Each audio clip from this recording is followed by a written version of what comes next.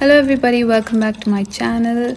In today's video, I'll be sharing a chill day in my life. It's a simple, laid back kind of day with some cooking.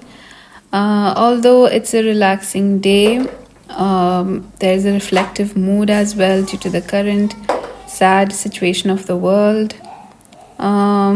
So we try to find some peace by getting out and about. Join me as I share these quiet moments with you. Looking forward to having you along. I shot this video on a Monday. This day I woke up feeling super lazy, not really in the mood for anything. The kids were off to school and Omar was still sleeping, so it was just me needing to make some breakfast for myself. And I was craving samyang noodles, ramen in the morning, which is not the usual for me. I decided to go for that TikTok viral ramen recipe that I shared before, which is usually my favorite. It's pretty simple. Boil the noodles, then another pan, saute some garlic, spring onions, then throw in soy sauce, brown sugar and red chili flakes. Mix it all up with the cooked noodles and top it with spring onion greens and a sprinkle of white sesame seeds, and that's how you make it.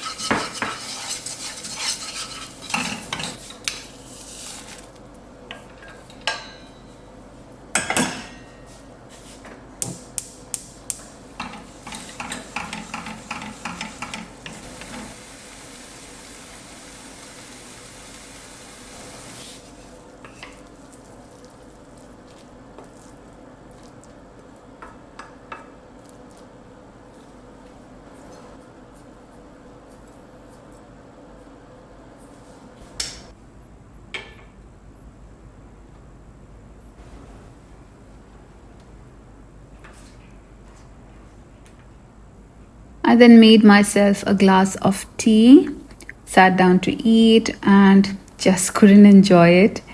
Ended up just having the tea and left the noodles for later. I figured I needed a bit more peace of mind, so I started my day with some Quran tafsir, seeking some solace there. There's something incredible about Quran and its verses. No matter the situation, every time I read, it seems to speak directly to me. I'm sure it is the same for everybody. And it offers so much comfort and guidance precisely when I need it. And this day was no exception. The verses I read were deeply touching and brought a sense of calm to my heart. Alhamdulillah. After a bit of a slow morning, I headed back into the kitchen to make lunch. Honestly, I wasn't feeling too enthusiastic about cooking that day, so I opted for something very simple and comforting, like chicken red curry and rice, matar rice. Normally, matar rice takes quite a while to cook, but using an instant pot, it cooks in just 1 minute and it comes out perfectly every time. I then decided it was time to give my plants a little TLC. It had been months since their last shower. For plants like my monstera and other big ones, the leaves can gather quite a bit of dust. So sometimes I feel too lazy to wipe each leaf individually. So I just bring them all into the bathroom and give them a proper shower. This really gets the leaves clean and shiny.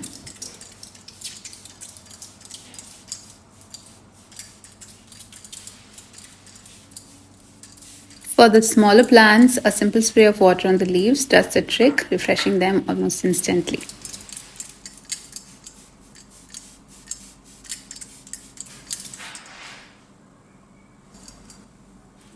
The rice was cooked by this time. Even though the actual cooking time is just 1 minute in the Instant Pot, it's crucial to let the pressure naturally release afterward. This extra time allows the rice to continue cooking gently in the steam and heat that remain, ensuring that it's perfectly done. After lunch, it was Omar's turn for some attention. He was getting a bit bored, so I thought up a fun game. I'd slide some ball across the table towards him and he'd catch them in a cup and then drop them into a basket under the table. He was very happy and he stayed occupied for some time with that. That's the face.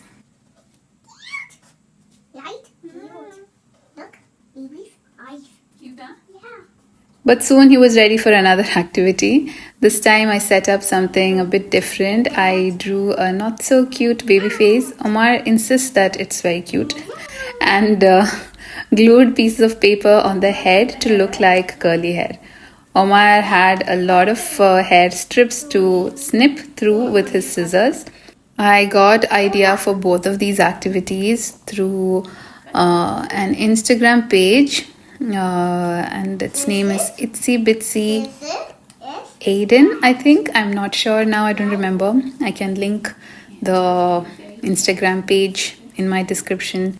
In that there are lots of different kind of activities for kids. He absolutely loved this curly hair cutting game even more than the ball game. While Omar was engrossed in his activity, I was scrolling through the news about what's happening in Rafah, Palestine. It's heartbreaking. It's so sad. You might already be aware of the situation there. And it's just devastating to see. There are so many people, children, pregnant women, families sheltering in tents. The images of injured civilians and burnt babies and suffering are overwhelming. It feels so incredibly unfair, and I find myself asking why nothing can't be done to stop this. They've been enduring this for months. It's so hard to process all these sadness and injustice. I'm just here waiting and hoping for a miracle, like all of you, something to end the suffering. Let's just keep on praying for them, praying a lot until this genocide ends. So getting back to the day in my life. After Omar finished his activity, he started feeling sleepy.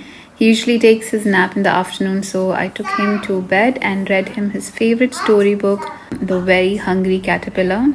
If you haven't introduced this book to your kids yet, I highly recommend it. It's a delightful story, and it will be loved by almost all kids. It's a very nice one, and the illustrations and the pattern of the book is also really good.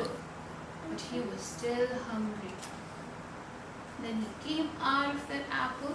On Tuesday, he ate two pears. He ate through 2 pears, but he was still hungry. He came one,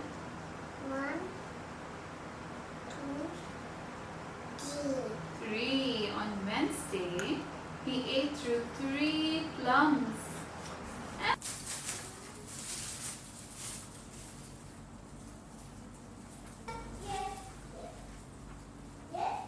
After getting all the plants back in their spots, we sat down for a simple lunch of chor curry and papad. Even though it's nothing great, it was a nice comforting meal because this is our favorite combination. Then we decided to step out for a breath of fresh air. It was a beautiful, breezy evening, just perfect and refreshing. I'm truly grateful for moments like this. Alhamdulillah.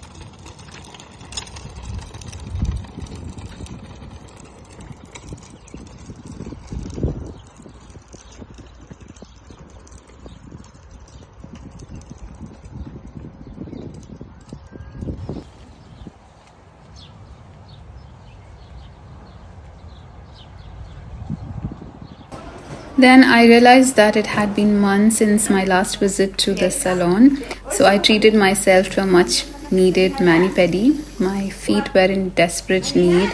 It was actually like a rock, so I got it done, and then I returned home just in time to bake with Hamad. I had promised him. He wanted to make almond flour cookies, so I had kept all the ingredients ready for that. So This is a very nice cookie. You can try making this. For that, he just mixed melted butter with brown sugar and whisked it. Then he added an egg, then almond flour and baking powder, baking soda and chocolate chips. Then he mixed everything together and he scooped the mixture onto a tray, baked it for 15 minutes, and that's how he made delicious almond cookies. Even though it doesn't look very nice, it was really yummy. I really recommend you guys to try this one out.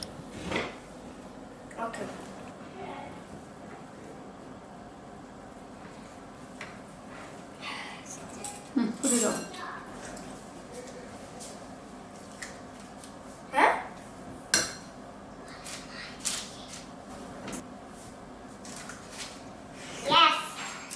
One, two. Two chocolate chips in each cookie. Okay. Yeah. Why do they make that sound? Because it's jumping from inside. As it was dinner time, I realized I hadn't made anything. Luckily, we had a pack of Kraft macaroni and cheese that was nearing its expiry. We bought it last year. It was a perfect quick meal, and since Hamad got to make cookies, Aisha wanted to help with dinner. So Aisha and Omar joined in to whip up the mac and cheese, and they enjoyed it. That wraps up the video. Thank you so much for watching. I hope you enjoyed it. If you liked the video, please do like, comment and subscribe to my channel. Until next time, bye.